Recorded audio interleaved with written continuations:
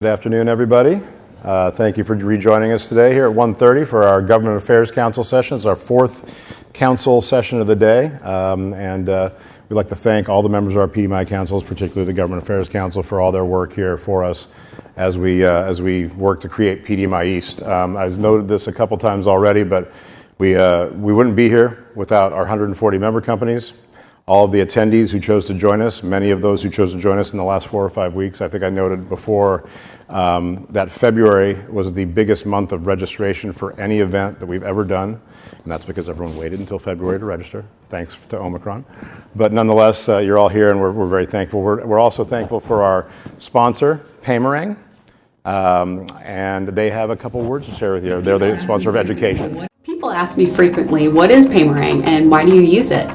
I tell them that Paymerang is a great way to pay your vendors, and you also get money back. And usually they're like, that's too good to be true. You've got to be kidding me. And you don't have to do all the upfront legwork. So I talk to them about it and I tell them how it works. You sign up with them, they do all the research on your vendors. You send them your vendor list, they do the research, they give you an average of what potentially your rebates may be based on that information. Then with that information, you go through it.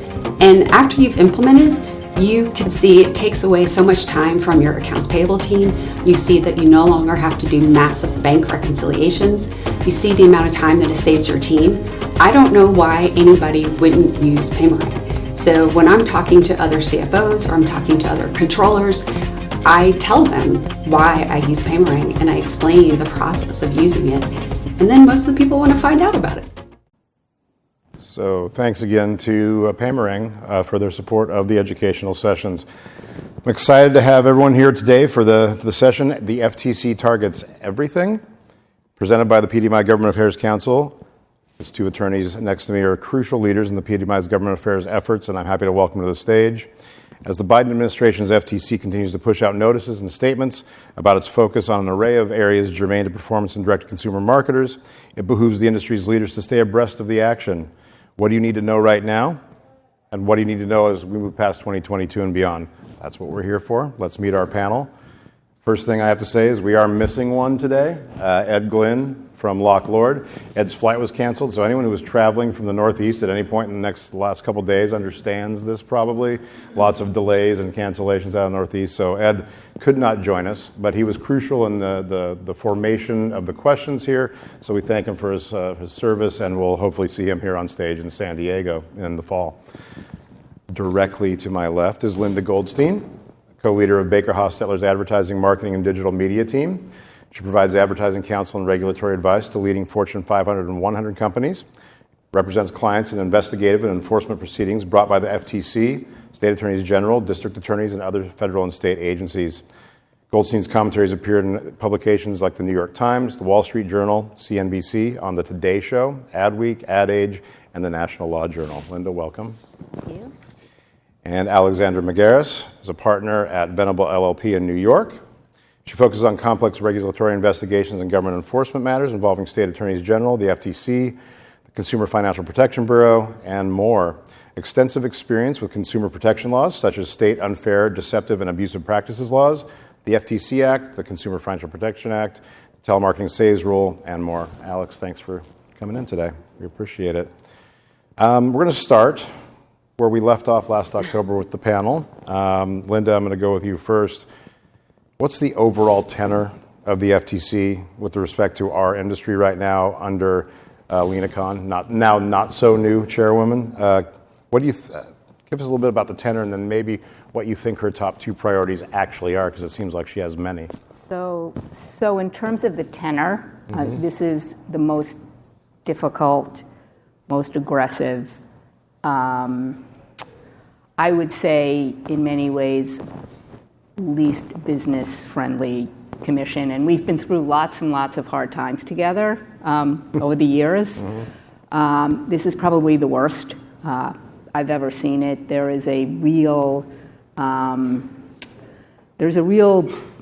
dislike for certain segments of the business, and I know we'll get into a lot of the topics, but I think two things that are very high, and it's one of the reasons Lena Khan was appointed, is she kind of made her name when she wrote a white paper attacking Amazon and big tech. And so that remains a focus, particularly in the antitrust arena. But what we've really seen is that there is a real focus on data and tech. And you could just look at who's at this show to see how much data and technology are fueling the growth of our industry. And we're seeing that spill over even into investigations of smaller companies. So just by way of example, we just litigated a case, tried to settle it, couldn't settle it because it's a direct-to-consumer company that relies heavily on data, and in order to settle the case, the FTC wanted them to agree that they would never collect sensitive data, which included geolocation data, no matter what the level of consent.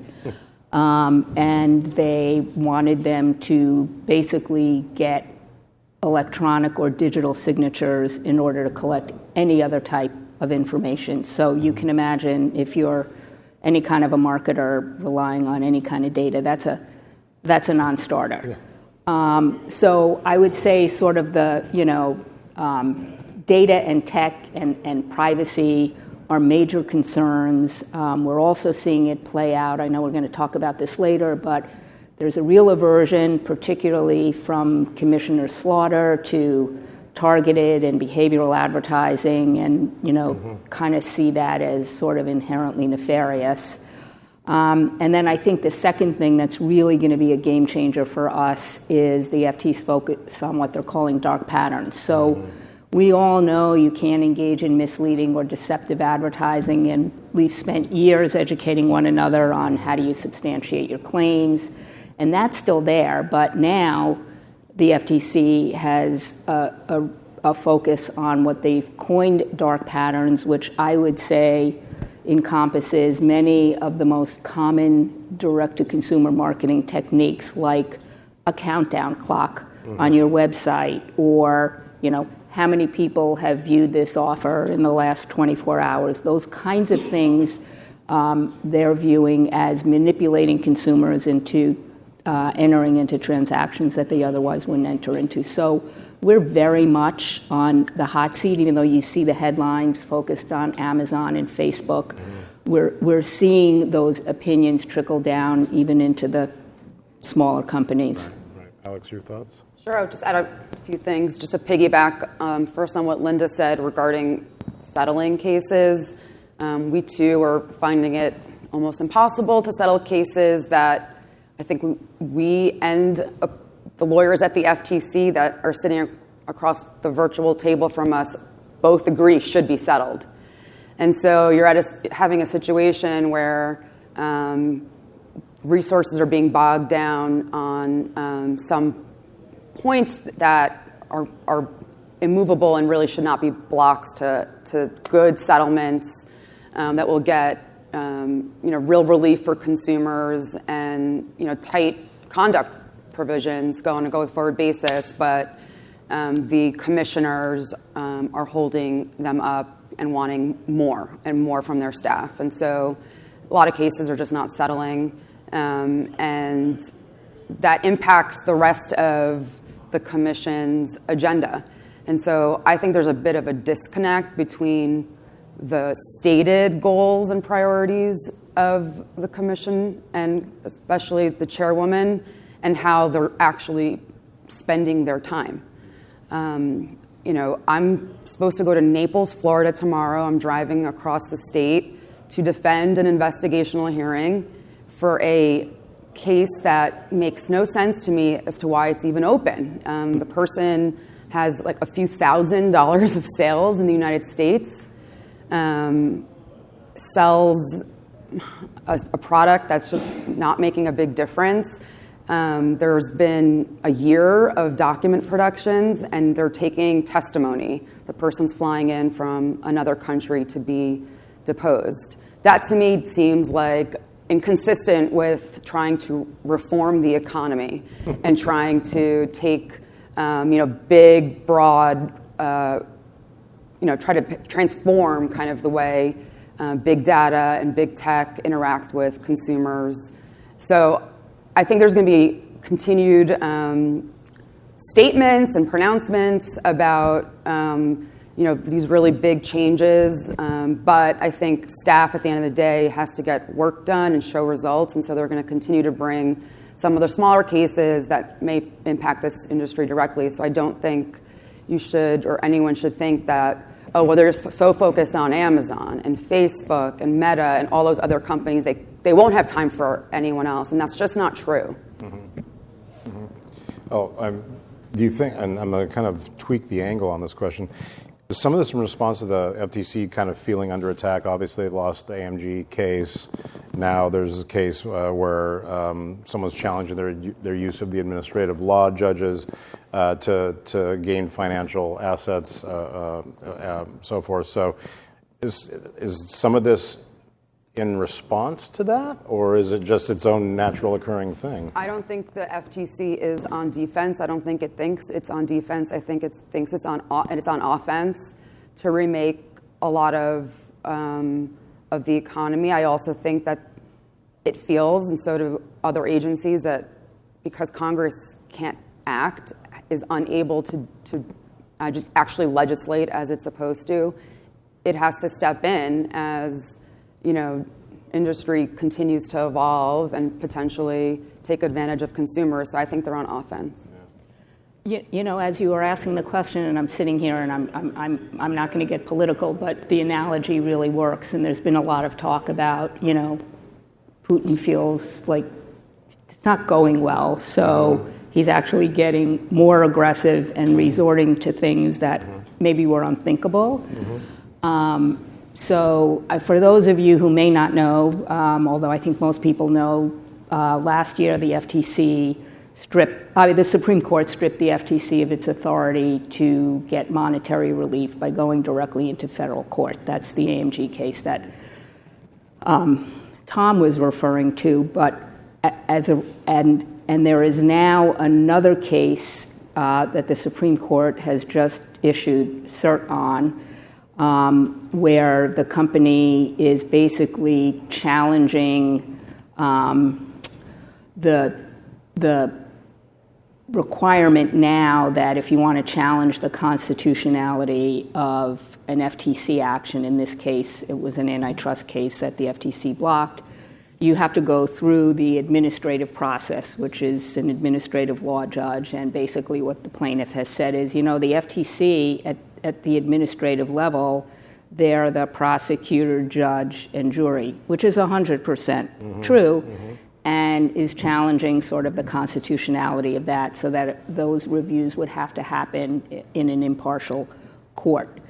That's very significant for our industry, because as a result of the Supreme Court decision, the only remedy the FTC has now, or not the only, but one, is they have to go into administrative court first.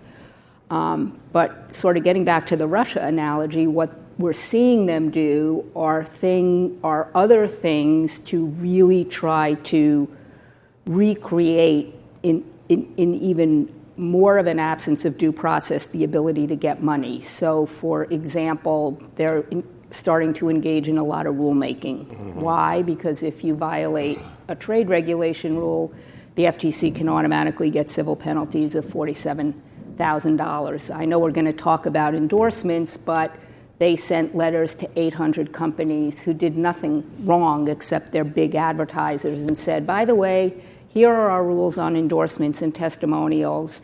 Now you're on notice, so if you violate it, we can go after you for civil penalties. And so in a way, I agree, they're not on the defensive, they're on the offensive, but it's, they're doing things that are even more aggressive than we've seen in the past. Right, and to Alex's point, the lack of any action in Congress. Like, I feel like when AMG came down, there was some, obviously, it turns out, misguided hope that the Congress would do something to restore the FTC's ability to do this, but that's bogged down like everything else in Congress. Right. So this is the next step, and yeah, they're just spraying bullets, for lack of a better term, everywhere.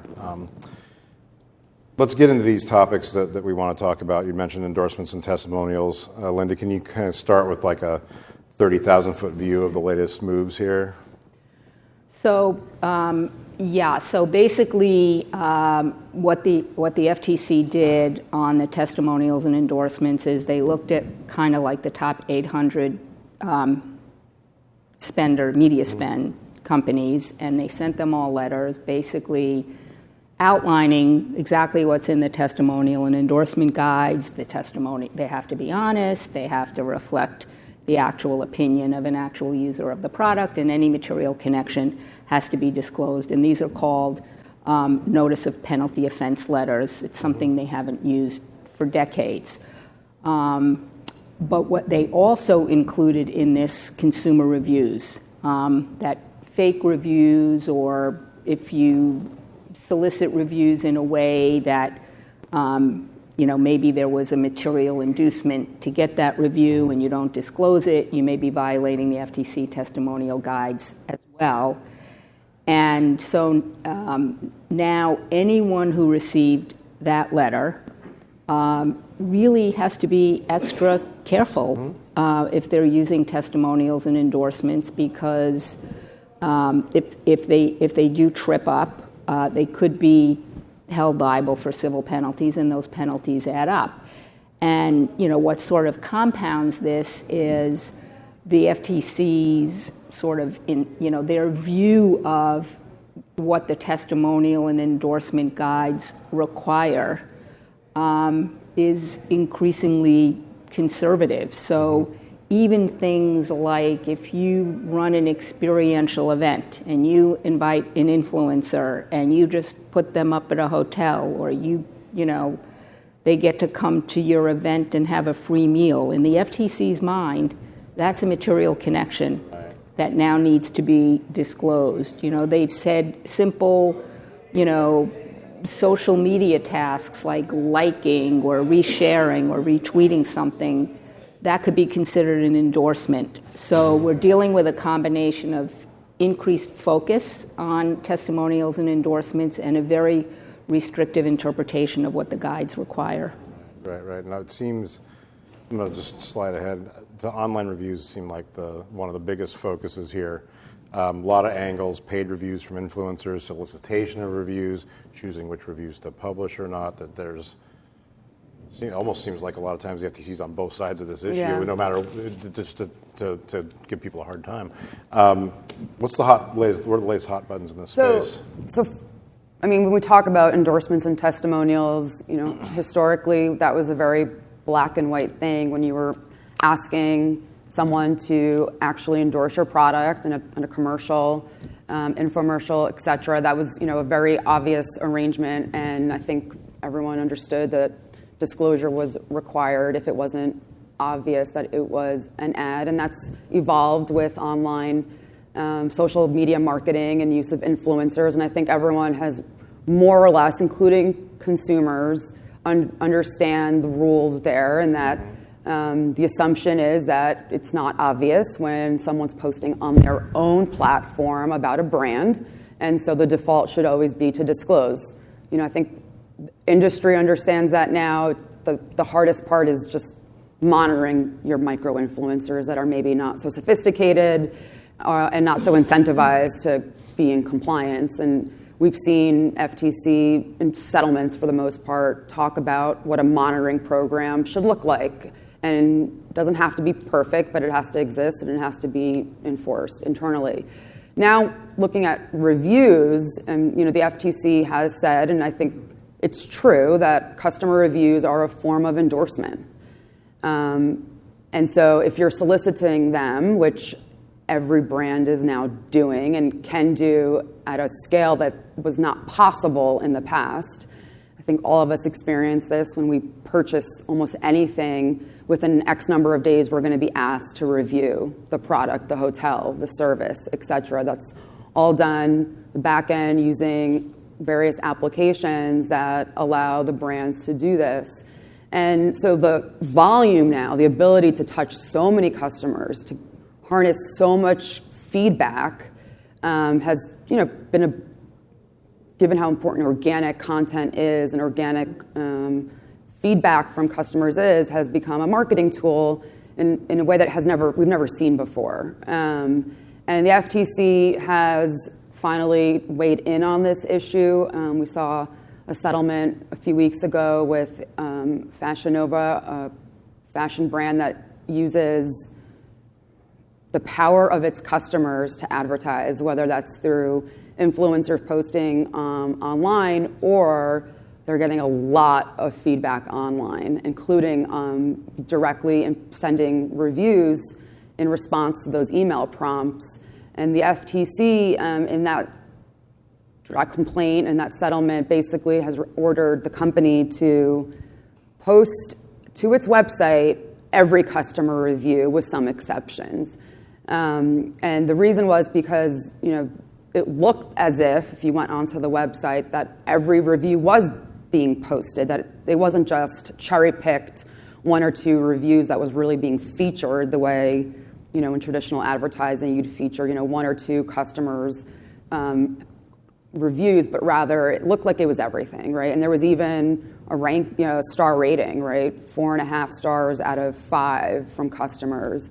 And then after digging, the FTC found that not every review was being actually posted on the website. And so saying that it was a violation of the endorsement guides, that it was deceptive to suggest that customers were giving 4.5 out of 5 stars, when if all was posted, that would have gone down, right? Or there would have been negative reviews on the website as well. So that's relatively, I think, common sense, right? If you're going to make it look like the reviews that are being posted are representative of everyone's feedback, then it should be, in fact, representative of everyone's feedback, and negative stuff needs to be up there too. But once you actually talk about implementing it, it gets more complicated. And I remember having conversations with FTC staff years ago about this topic, saying, well, how could you expect every review to be posted? I mean, people say awful things in reviews. People say inappropriate things. People say illegal things. People say untrue things. Like, there has to be some ability to moderate what goes up and what goes down. And there has to be some ability. And it didn't even occur to them that would be a challenge when you're dealing with millions of posts, right? And how to do that using technology as opposed to a manual review, and who draws those lines, right? And so that's a conversation that we're having as a culture, and how you draw those lines on what gets posted and not gets posted.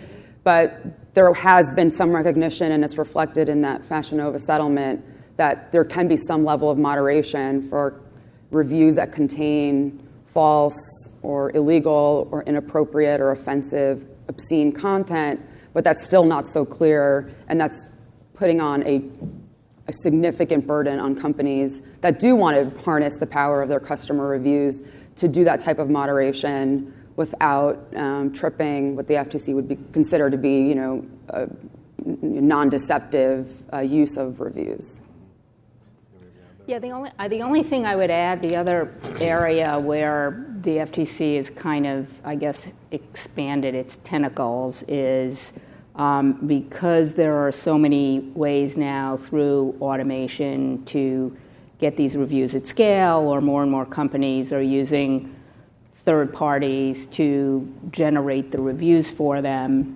They actually did come out with guidance for marketers. They actually came out with guidance for the platforms that do this, but they also came out with separate guidance for the marketers, which kind of similar to the obligation to monitor your influencers. They've basically said, hey, if you're going to use these third parties, you can't just turn a blind eye. You need to do some reasonable level of due diligence. You need to find out, how are they getting the reviews? Are they offering any incentives? Is there any validation or verification of who these people are? Are you relatively certain that there aren't fake reviews in here? That may be how they get paid. So I think there is that additional layer as marketers look to grow this to a larger scale. They're going to have to rely on third parties. and the need to do that due diligence came out very, very loud and clear in this guidance. Moving down the list, dark patterns. You mentioned it earlier, Linda, and you kind of gave us a nice description of the basics of it. What's the latest here? Any shift in perspective? Obviously, marketers have extremely negative feedback on this. Anything new in this area? So the FTC held a workshop a few months ago, and they brought in researchers, who presented research allegedly showing that if you had an element in your buy flow that might be considered to be a dark pattern, it was increasing conversion. And I want to emphasize that, to me, what's terrifying about this notion of dark patterns is not just, some of it is just honestly direct marketing 101. Trying to, where do you draw the line between a false sense of urgency, but trying to motivate somebody to act now, because if they don't act now, they're probably not ever acting. But what's so frightening, I think, from a marketing perspective about this is that the measure of whether there was a dark pattern was conversion rate. So to the extent that these elements existed in the buy flow or the creative, and there was an increase in conversion rates, that was deemed to be evidence of deception. And if you think about it, this is a really significant shift and a very dangerous sort of place for marketers to be in, because historically, when the FTC looked at, is your advertising misleading or deceptive, they measured consumer perception. And the standard was you could do a consumer perception study, you could show that consumers were not being misled by the advertising.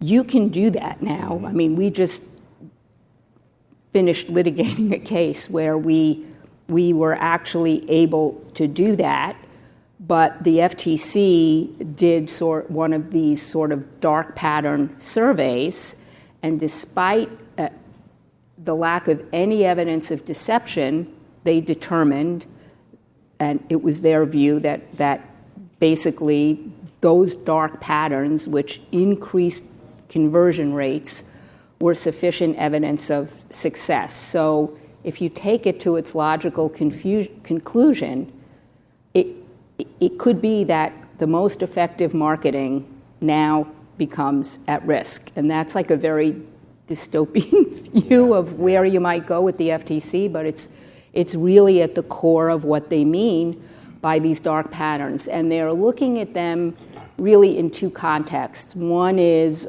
are they motivating consumers to enter into a transaction? Are they going to buy now because they think the offer is going to be gone tomorrow?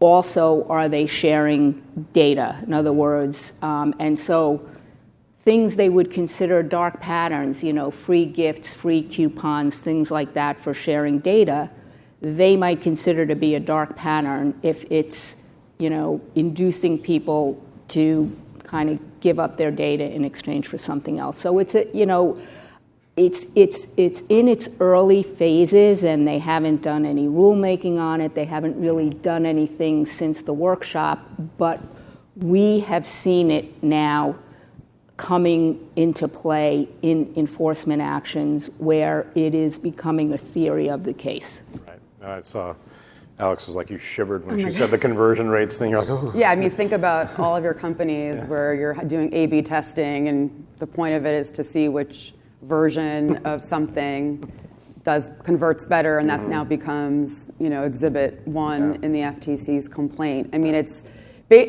basically sounds like, and we haven't seen it actually be enforced yet, but marketing in and of itself is a dark pattern. What is marketing is to convince you to buy something that you didn't wake up that morning thinking you needed to buy, right? So that's marketing. It's now can arguably all be wrapped into a dark pattern. I think it needs to be tied to some sort of harm, which I've seen that word used by former Commissioner Chopra when describing dark patterns, that it's not just used, not just that it causes someone to enter into a transaction that he or she might not otherwise have entered into, but also that there's some sort of harm. Obviously, if payment of money is harm, then that's not helpful. But what I expect to see, even though there's in statements about how dark patterns are being used, it's broadly looking at. I mean, think about when you say decline the insurance from your Delta flight. Are you sure you want to decline that? That's a dark pattern. Are they going to go after Delta? I don't know, but I do think we'll see that they will pair the dark patterns with just products they don't like. And we know that the FTC inherently does not like certain services and products. And so to the extent that there is also kind of manipulation on the checkout process, that will be added on, I think. But we have yet to see how it's going to be applied. So, since there's been no rulemaking around this yet, and there won't be. Do you see them doing rulemaking around it, or would it benefit them to avoid doing rulemaking around it and keeping it kind of this amorphous thing where they can just kind of hover over you with like this threat of, oh, well, that's a dark pattern, or will they move on to rulemaking? I think this one might be a tough one to do rulemaking around. What I could see is if they bring a case where the dark patterns are really sort of front and center, they could do one of those notice of penalty offense letters, because now they would have an FTC order that could be the basis for that. Right. And it might be an easier thing, like they think they know it when they see it, versus really trying to articulate it.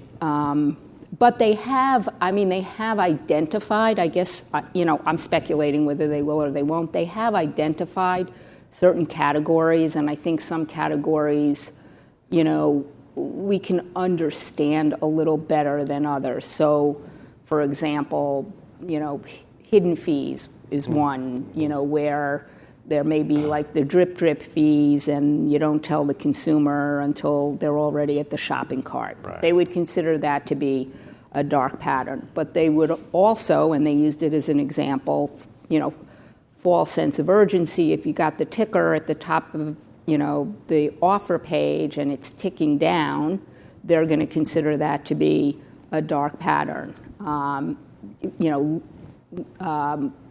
Something Alex talked about, this like confer shaming. If you say you turn down an offer and it'll say no, you don't want to save money. Well, of course you want to save money, but and I don't think most consumers are going to really be misled by that. I mean, they've already said no. So it becomes circular, because it's like, then why do you put it there if it's not effective? And having those conversations with the FTC will, your mind will explode. But I mean, at this point, almost anything could be deemed a dark pattern. And so, in my view, if you're already kind of in an area that's under scrutiny, you have to be just really careful about what your marketing people want to add to jazz up to the site, and is it, what risk does it add to the overall process? Yeah, checkout process. Yeah, it seems like they're just holding it over people's heads, and then like I think it was Linda that said there's categories that they don't like, and they just drop it on them. We'll see where it goes. This kind of leads us to an age-old discussion around these parts: negative option automatic renewal programs.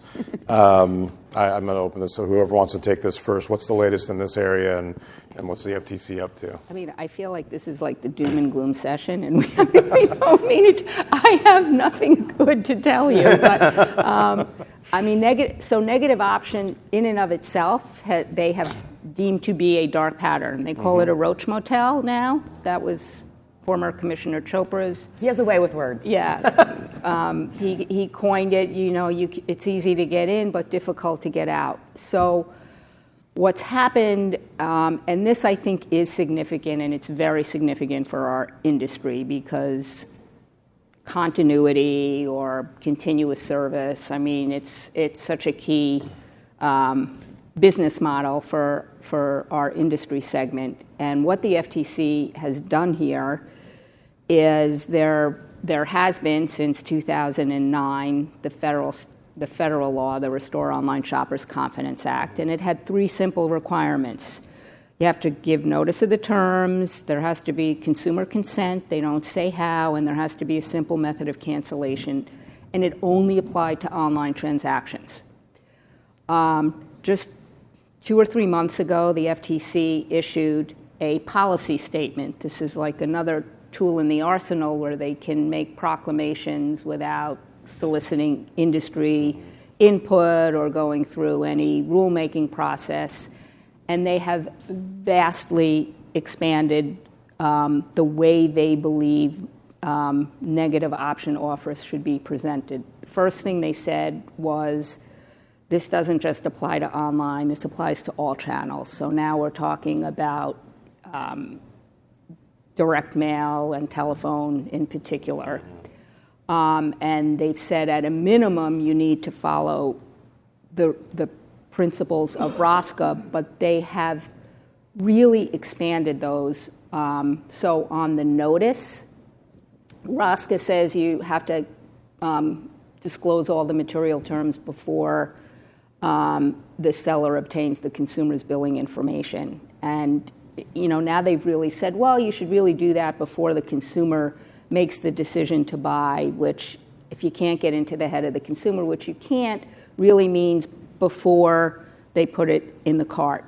On the consent, again, ROSCA doesn't say how, but they're kind of, well, it should be a checkbox or a signature or some other really affirmative action. And by the way, the disclosure of the terms should be in a standalone box next to the consent. So they're really telling you now how to format your consumer buy flow. And that, if you look at the consent orders that have come down in this area, that's very consistent with what they've required. They have this vision of like a box that's disclosing negative option and then some affirmative action right next to it. And then on the cancellation method, again, ROSCA just says you need a simple method of cancellation. They've come right out and said it's got to be as simple as the method of enrollment, and it should be by the same means. So if it's online, there has to be online. If it's telephone, there has to be telephone. Now, some of this is not so far from what some of the states like California and New York are requiring, except it's the enforcement now, on a national level, which makes it just all the more dangerous. And the other thing they did that is also, I think this has gone under the radar, but to me it's a really big deal, is they brought a case against a company called MoviePass. And MoviePass was a company that they had a subscription program, and you would get certain guaranteed tickets every month, and it turned out it was not really easy to get your tickets. But what's significant about this case is there were no allegations that MoviePass did not follow ROSCA and did not properly disclose the terms of the subscription or get consumer consent or not provide a simple method of cancellation. But the FTC's allegations were they misrepresented how the whole service worked. And they came out and said, henceforth, if you have a negative option offer, continuity, auto-renew, free trials, whatever, and any part of the offer, anything you say about your product or service is misleading, we can go after you under ROSCA. And ROSCA is one of those rules that has civil penalties of $47,000. So suddenly, all of our industry's negative option offers are at risk of being subject to civil penalties. Then when you say 47,000, that's 47,000 per violation. Yeah, right. Yeah, I just which wanted adds to up clarify quickly. that, right? Yeah.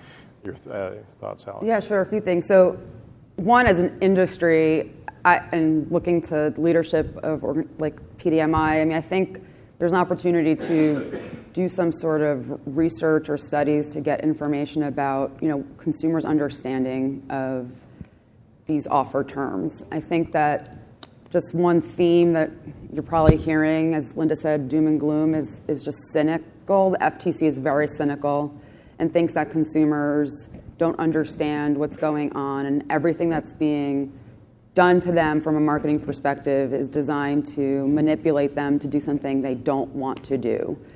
And given that everything is on a subscription basis these days, razors, there's like nothing that we don't pay for on a monthly basis, and we want that. I don't want Netflix to have to cancel me and then every month have to enroll, right? There are all these benefits to all these subscription models that we've come to enjoy and not have to deal with someone on the phone every month, et cetera. And so I think there's an opportunity to show that customers are a lot savvier than this FTC is giving them credit for. And that goes to show, that goes with everything, not just negative option offer terms, but a lot of the other things, including dark patterns that the FTC has decided to kind of put in that bucket as nefarious, where I think, and influencer disclosures, we talk about that often. Do the average customer really not understand in 2022 that these people are being paid to flaunt the brand in their posts, right? And so I think there's just so much work to be done to bring some real data, quantitative stuff to the FTC, especially as some of these things are going to get litigated, which I think is inevitable given the positions that they're taking on some of these things. I think that's actually a great idea. There's, they do, they treat it like consumers are like 3-year-olds who are just, oh, now I want that because you told me, right? Thanks, though, for consigning me some work here. I'm on that. I'm very supportive of that. Yeah, I think we all look for that type of ammo when we're having these conversations with staff. And a lot of staff wants that information, too, because that helps them when they're dealing with some of their supervisors. I think it would be great value in that. So we'll, once we're back in the office, we'll actually start talking about it and see how we can try to push that forward. Across like this whole conversation, there's kind of a through line riding underneath, and that's the accrual of data and consumer retargeting. And obviously, there's a bunch of different facets of this. The use of AI has caught regulators' eyes. Alex, I'm going to go back to you to start on this one. What are the hot spots that marketers should be thinking about in data, ad tech, and retargeting? Well, with retargeting, I think it's all about consent and what the consumer's reasonable expectation is when they are, recontacted. I think where we've seen companies get into trouble is when there is a lead pass and the customer is essentially being contacted for something they didn't raise their hand for, and then the way they're kind of entered into the funnel is through some sort of, confusing them between what they did raise their hand for and then what's actually being offered to them now. And I think that is especially the case in financial services, lead generation, and using that information to kind of target customers for other credit-related products. And given the sensitivity around like lending products and things like that, that's always going to be a hot area. And not just with the FTC, but the CFPB. But the FTC in particular has looked at kind of the platforms that are collecting the data and then selling it to others to retarget for different types of products. On the AI issue, I'm sticking with my financial products and services theme. I think the biggest risk and where regulators are going to be most focused on is how AI and automation is used to discriminate against people and categories of people. And so to the extent you're using AI to determine whether someone is eligible or qualified for a product or service, especially in the financial services world, that potentially has issues. And they're really complicated issues because it's not by design typically, and it's not on purpose, right? But if a model is built a certain way with certain assumptions and biases, and the AI is going to, and the machine learning is going to spit out those same types of results. And so the regulators are very interested in this. I think they don't fully understand it, which is why there's going to be a lot of attention on gathering information through CIDs and other processes. But to the extent you're using any automation to qualify someone for a product or service, you need to be really careful about how that algorithm is built and make sure that it's not unintentionally, and it is unintentionally discriminating against customers. Yeah, I mean, the only thing I would add is I think some of this is also expanding just into the use of the marketing databases, and a lot of the large data companies, differentiate or keep separate their, databases that are used for credit purposes or employment purposes or things like that, and the marketing databases, where the data is provided to companies who can then decide how to target their offers or who to make the offers to, et cetera.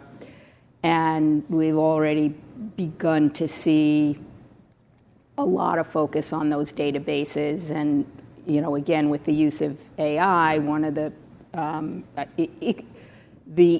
intent could be completely innocent, but if the output, this is kind of what the FTC has emphasized, if the output results in some sort of, discriminatory practice, then they would consider that to be problematic. And the other thing I would just add is I think also as we're getting, more into OTT and streaming, we're with just how data is being used for, just standard behavioral advertising, and as we get into sort of addressable advertising through those channels, we've started to see some focus on two things. One, how the audience segments that are then being essentially rented to marketers, how are they actually being developed? And interestingly, there is a renewed focus with this commission on some B2B advertising and transactions as well. And we've had a few cases where there's actually a focus on what the data companies, what they're representing to the marketers that they have in their data. So again, I think that's going to be more of a focus on the platforms than the marketers, but it's all tied in with this, just heightened focus on how data is being used to segment audiences. Got one last question to wrap up this big ray of sunshine we've just dropped on everyone. Give us a good one. Each of you, if you can select one thing for the attendees today to take away from the conversation, what would that be and why? You do not want to have an encounter these days with the FTC. That's the one thing I would take away, because honestly, it used to be that you could negotiate reasonable settlements. I mean, it might cost you something, and I'm not going to say it hasn't been on a slap on the wrist for years because of the money involved, but the environment today is such that despite best efforts, it's almost impossible to settle these cases, and the FTC would rather litigate in many instances than agree to a settlement that they, for whatever reason, whether it's precedent or they don't think the money is enough, they're just willing to litigate. I don't know. Practically speaking, check your insurance policies. Get D&O insurance for the people that run your organizations, because I've been asked on multiple occasions recently to do presentations to executives and board members about their risk, because we're seeing the FTC more than ever and is making a policy of naming individuals, which has really big reputational impact. And so that's something I always say is like make sure that your leadership is fully committed to your compliance procedures, that they are supporting it, that they understand the risk to them to the extent that they're not supporting it and you need more money to invest in compliance because the risks are so high and really can, I mean, the reputational harm. If you read some of these press releases or some of the tweets from, for example, former Commissioner Chopra, I mean, they're taking no prisoners and are really feeling that the general deterrence that's achieved by calling out companies and individuals is worth it. Questions from the audience? Rick? So it seems like there's a movement afoot to sort of nationalize sports gambling. And I was just in Vegas and BetMGM was everywhere. And I know some of the states are opening it up. What do you guys see?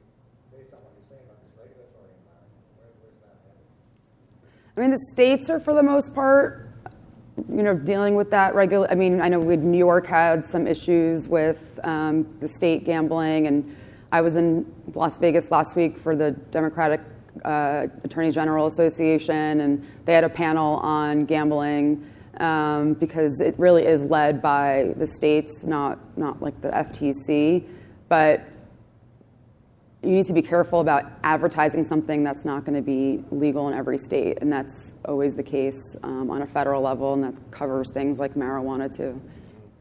So I do a lot of work in that area, and I was actually just at the sports betting conference about 3 weeks ago, and interestingly, you've got the regulations, and I think everybody, certainly like the BetMGMs and the FanDuels and the DraftKings of the world, they got that down. They're registered, but there's a lot of buzz around the advertising that's occurring now for, that's making it sound like risk-free or bet risk-free, or you get your $1,000 back, which is not really what's happening.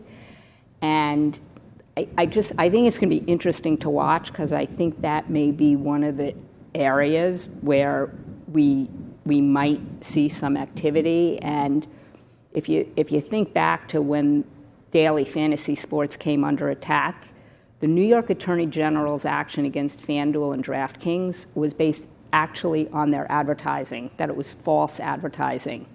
And so again, there's already buzz within the industry about some of these offers are just getting way too aggressive.